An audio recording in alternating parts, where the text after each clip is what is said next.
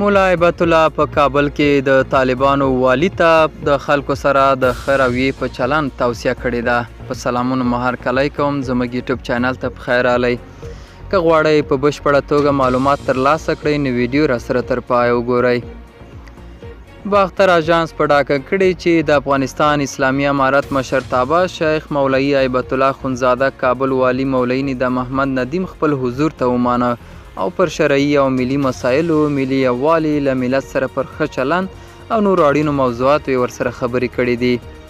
دغه راز د کابل والي ویان ضیاء الله هاشمي څرګنده کړې چې په دې کتنه کې مشرتابه ټینګار کړی چې د اسلامي امارت موخه د شریعت تطبیق، د اسلامي نظام پیاوړتیا او د حکومت او ملت ترمنځ د واټن له منځه وړل دي.